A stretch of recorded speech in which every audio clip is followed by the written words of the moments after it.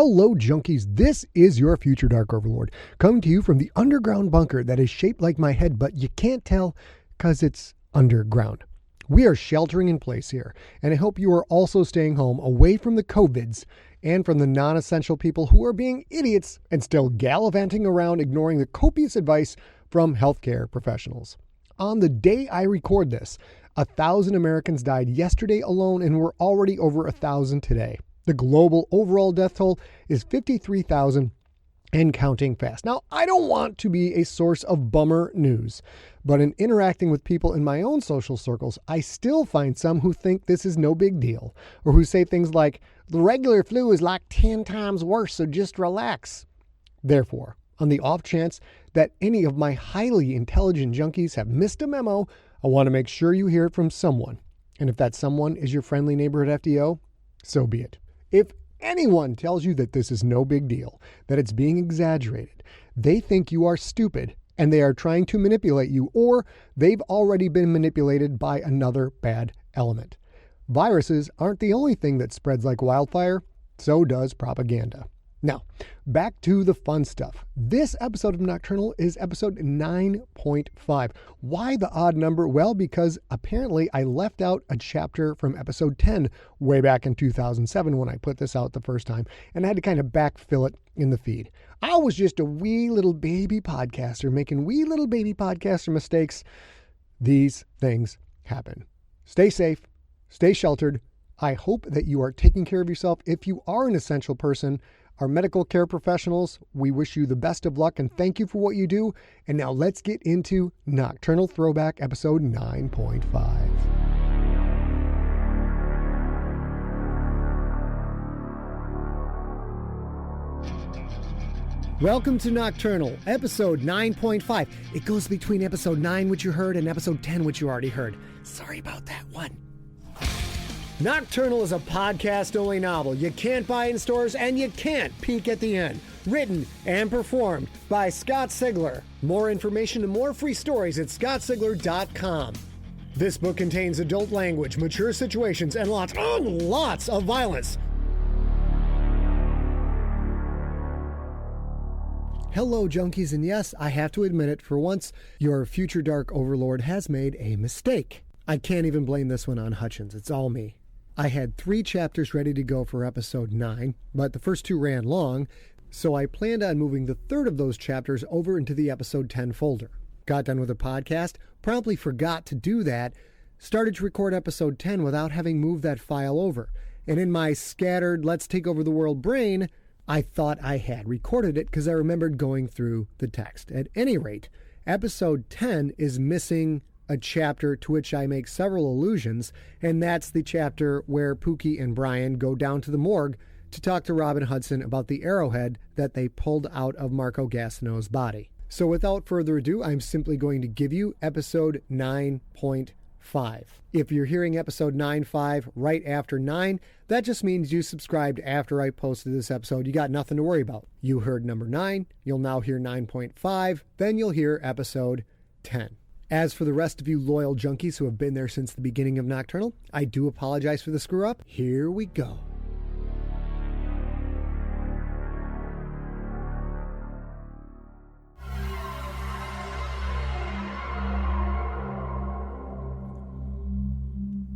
Robyn Hudson checked her appearance in the reflective cover of a refrigerated corpse door, behind which lay the body of Kyle Solar. She looked tired. She ran a hand through her black hair, which was highlighted with subtle streaks of red. Why now? Why couldn't Bryan have come to her office when she'd had proper sleep and not worked well into the afternoon? It was just her luck. He couldn't have come when she'd just started her 4 p.m. to 11 p.m. shift. He had to come now, at 11 a.m., when she'd been up for almost 24 hours straight. To an outsider, she might have seemed vain to check her reflection in a door behind which sat a refrigerated corpse. But Robyn and her co-workers dealt with death every day, and most of the time, a corpse was nothing more to them than a stack of reports was to an office worker, or a dented fender was to an auto body repair guy. She didn't think about what was behind the door. She only thought of how ugly she looked, and that's all that Bryan was going to notice. She hadn't seen him in 6 months, not since she broke up with him. That had been stupid. After 5 months of dating, she'd been trying to pressure him into a commitment. Not marriage or engagement or even living together, but something to indicate they were at least keeping those things open as a future option. She knew she shouldn't have done it, but she couldn't help herself. She'd been falling for Bryan Clauser, falling hard, and the thought that she might be in love with him when he wasn't in love with her just opened her up to massive rejection, and she just couldn't handle that. An article in Vogue seemed to have been written just for her. The fear of loss, sales tactics to make your man commit. Like an idiot, she'd followed the advice of the article, even though in the back of her head, she knew it was written by an early 20-something Glamour mag reporter whose life experience had not yet exceeded finding the right shoes on sale, drinking to a screaming sorority sister frenzy on girls' night out, and still feeling shame over a random hookup or two instead of enjoying it for what it was. But Robyn read the article, allowed herself to believe that she could take control, and followed the 5-step plan laid out right next to the glossy ad for Aveda moisturizing lotion. Bryan and Pookie came through the door. Hey there, Robyn. Looking good as always. Yeah, right, Pooks. I've been up for 23 hours. Flattery will get you everywhere. Pookie grinned. You know that's a lie. It never gets me anywhere with you. Besides, if I wanted to get in your pants, I'd do something like pick you up those oatmeal biscuits from Bow Wow Meow that your dog Emma likes so much. Yeah, that would probably work. Pookie reached into his pocket and handed her a Ziploc baggie filled with thick biscuits. There you go, Toots. Now lose the bra. She laughed, took the bag, then punched him in the shoulder. How the hell do you remember this stuff, Pooks? Pookie shrugged. There's a lot of useless information floating around in there. Let me tell you. Thanks, Pooks. Now, if you're done trying to pick me up, you want to look at this arrowhead? Hi, Robyn, Bryan said. She looked at him, caught up as always by his moody eyes. Bryan wasn't ugly, but he wasn't handsome either, at least not by media standards. And he could really stand some fashion help. That all-in-black thing got old after a while. But there was something about him she'd never been able to define, and never been able to ignore. Her mom called it animal magnetism or some horse-pucky like that. Whatever it was, even after 6 months of not seeing him and not talking to him, the attraction hadn't dulled in the least. Hi, Bryan. How you been? Bryan shrugged. I've been better. This case is kind of intense. He didn't look well. Skin pale, bags under his eyes. And he had this aura about him, this aura of defeat, something Robyn had never seen before. Hey, guys, not to be an insensitive cockknocker, because I know you two have a bit of backstory to work out, but can we do that off camera? We really need to make hay while the sun shines, if you dig what I'm saying. Robyn looked away from Bryan and back to Pookie. He smiled apologetically. He was right, though. So far, she'd seen 4 corpses linked to this case, linked to the symbol killer. She'd done autopsies on Alex Panos, Paul Fisher, and now Marco Gastineau. Kyle Soler was still on ice. No way she could get to him before she collapsed. She'd have to have somebody else do the preliminary. He'd been next on her list, but Pookie had insisted Gastineau move to the front of the line. On top of the 4 dead, 6 people remained missing, including a 5-year-old little girl. All of this had happened in the span of just 3 nights. Make hay indeed. Sure. Come take a look at the arrowhead. She had the arrowhead on a lab table, sitting on a piece of black velvet. A powerful light hung 3 feet above the arrowhead, just over their heads, casting near-glare reflections off the bright metal. It had 4 blades, each blade an acute triangle. The killing edges ran 2 inches long back from the point, then angled sharply back to join the narrow, round center shaft. The corner of each of the 4 blades had a small barb sticking out of it, and on the flat of each blade was a symbol carved with old-school artesian skill. The symbol was a Christian cross, with a small V attached to the end of each line. It gave the cross kind of a strange, snowflake appearance. Next to the arrowhead was a length of a wooden shaft. She'd had to cut it right where the wood joined the metal in order to cut the arrowhead out of the body. The shaft was painted a pale, flat green. 3 soft feathers adorned the end, just ahead of an aluminum notch fitted perfectly into the wood. At the top, just below where she'd cut, was another tiny symbol painted in silver. The symbol looked like a dagger, In front of the dagger, down on the blade, was a round circle with another small circle in the middle. A small black dot in the center of that. It looked like an eyeball with a dagger going straight through it. Were there any prints? Robyn shook her head. Nah, totally clean. Feel free to touch them. Robyn looked at Bryan. So do these symbols mean anything to you? Are they like the other symbols? Bryan shook his head. Pookie picked up a pencil and used it to gently roll the arrowhead, checking the symbol on each side. They were all the same. We haven't seen these symbols yet. What's with those little barbs? Robyn gently took the pencil from Pookie and slid the wood across one of the killing edges. She held up the pencil, showing the neat cut that appeared in the yellow paint. The edges are designed to cut as they penetrate, causing maximum damage. But check out what the barbs do. She set the pencil in the blade again and dragged it back. The sharp killing edge sliced into the paint, but when the pencil hit the barbs, they stuck in the wood. Robyn kept pulling back, slowly, and the arrowhead lifted up, the bottom 2 points acting as fulcrums. When the tip pointed straight out, level with the table, she stopped and held it there. The barbs are designed to catch. They're small enough that the arrow's kinetic energy is going to pull them through some skin and bone, but they're going to catch and stop the arrow from going all the way through the target. Because they stick out like that, once the arrowhead stops, you can't pull it forward and you can't pull it back. So it's designed to stop inside the body. Not just stop, it's designed to stick. The only way to get it out of a body is to cut it out. We had to use a bone saw to get it free of the sternum. That's weird. I would think it would cause more damage if it just went all the way through. I would think so too. The arrowhead punched through the front of the left atrium, then stopped. The barbs caught on the sternum. If the arrow had kept going, it would have gone clean through the atrium and sliced the ventricle on the way, then cut through the lungs behind the heart and probably grazed the spine as it exited. I ran a computer model on the energy the arrow needed to punch through the sternum after traveling 80 feet. It easily had enough energy to cut through all the bone and exit the other side. The barbs stopped it from doing that, held the arrow in place. Bryan took the pencil from her, his eyes never leaving the arrowhead. He poked at it, rubbing the eraser across one of the flats. The eraser seemed to leave a line that had more shine than the flat area around it. Is there some kind of powder on here? Robyn nodded. Some residue, yes. The arrowhead is made of stainless steel, coated with a soft silver that powders to the touch. Most of it was washed off by the victim's blood. We found traces of the silver dust through the body. While the heart was still pumping, it carried the silver through the veins. How can that be? The arrow hit him right in the fucking heart. How long could it keep pumping? You were there. How long did the victim live? Pookie looked up, remembering. You're right. I guess he lived about 5 minutes or so. You sure about that? Pookie shrugged. Yeah, pretty sure. 5 minutes. You sure it didn't just seem like 5 minutes? Could it have been maybe just 1 minute? Pookie shook his head.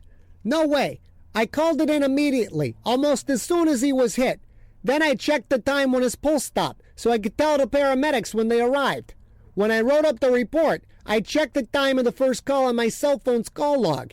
It was actually like 4.5 minutes from the time he was hit to the time his pulse stopped. Which I don't really understand. He should have been dead, as in no pulse within 60 seconds.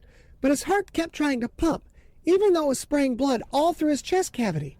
So you have no doubt this was designed to lodge in his body and not go through. Yeah, I think so. Bryan finally looked up from the arrowhead to look at her. You think so, but you're not sure? Bryan, what do I look like, a Fletcher? Pookie laughed. Robyn knew she was missing some inside joke. I don't know what a Fletcher looks like. But Pooks, I think it's time we found out what one does look like and ask him some questions. I agree. But first I think we need to take this arrowhead and visit Bryan's best friend. And who exactly is my best friend? Why, Mr. Business, of course. Bryan hung his head, a look of exasperation she'd seen many times before. Robyn pulled out a small, hard plastic evidence case and gently sat the arrowhead inside on the foam bedding. She sealed it up and handed it to Bryan. He met her eyes, briefly, then looked away. He couldn't even look at her. She was such an idiot. Why hadn't she called him in the last 6 months? She knew why. Because Vogue magazine said he had to call you or it wasn't real. That thought hit her suddenly, and unexpectedly. She'd been following that horrible advice all along, without even knowing it. Bryan didn't seem angry with her, disgusted with her, or anything like that. He seemed hurt. Pookie pointed to the arrow shaft. Can we take that too? No, not yet. We're going to run some more tests on it. The feathers are real. We want to figure out what kind of bird they came from and what kind of wood the shaft is made of. I checked into this a little bit already. The shaft and the arrowhead together are 33.5 inches. Standard arrow length is 36 inches, which means this was custom built for the shooter. Custom shaft, real feathers, particular wood. We might be able to track down the company that made this. Well, if you're keeping the shaft, can we get a picture? Robyn interrupted Pookie's sentence by handing him a new manila folder. Inside were 10 pictures, showing close-ups of the dagger symbol, the feathers, and the shaft from many different angles. Pookie took one look, then stuffed the new folder inside his bursting-at-the-seams case file. Thank you, Robyn. And I'm guessing you ran Silver Arrowhead through the database and came up with nothing, or you would have told us. Yeah, we looked and not a thing. Nothing back to 84 at least. That's as far back as the database goes. That's when the department computerized. One death with a bow and arrow, and that was a husband killing his wife, and he died a couple years later. 3 other assault charges involving archery, but no mention of any silver arrowheads. How about the older files, pre-1984? We're still looking, but so far nothing. Something like that would have an index. Before computers, they use indexes to track weapons used in crimes, both for statistics and for finding patterns for investigators. We found an index on archery, but there were only 2 entries, both from the 40s. No mention of silver arrowheads. But it would be in there. If someone had used a silver arrowhead, it would be in there, right? Absolutely. No question. It would be in the indexes. Pookie moved to the door. We'll keep in touch. Bryan, you ready to roll, or do you want to stay behind for a little drama discussion? Robyn and Bryan both shot Pookie an evil glare. Pookie ducked as if something had been thrown at his face. Sheesh! Hey, a player knows when he ain't welcome. I'm out. Pookie turned quickly and walked out of the lab, shutting the door behind him. Robyn looked at Bryan, suddenly feeling very uncomfortable. Bryan said nothing. So, how you been? Busy. This case and all, it's just crazy. Robyn nodded. Yeah. This case has been going on for what, 3 days? How you been for the past 6 months, Bryan? Bryan shrugged. Lots of people getting killed. Never a dull moment in homicide. She felt embarrassed. There was no easy way to bring it up. Fuck Vogue. Bryan, why haven't you called? You told me not to call until I could commit. You were rather specific. You could have called just to see how I was doing, at least. You could have called me, too. I'm not sure where in the rulebook it says that phones only work when men use them. You're the one that walked out, remember?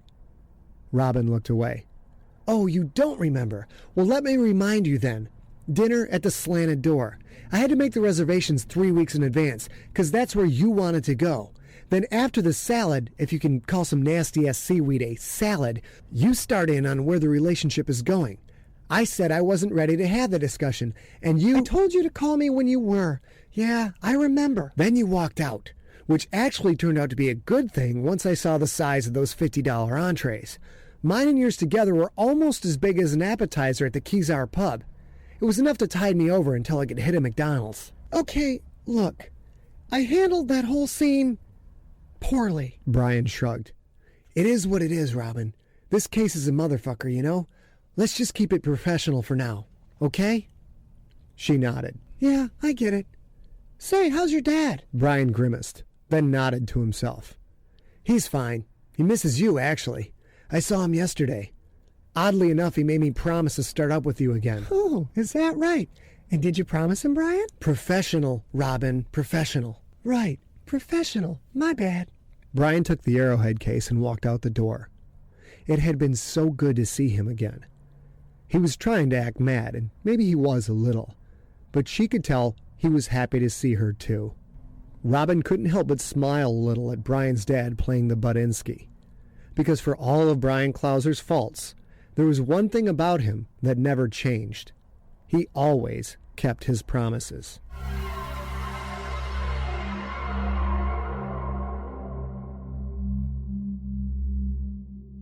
So that's it for episode 9.5, Junkies. Now you are all caught up on the story. What I suggest is you go back and listen to episode number 9, then listen to 9.5, then listen to episode 10 again.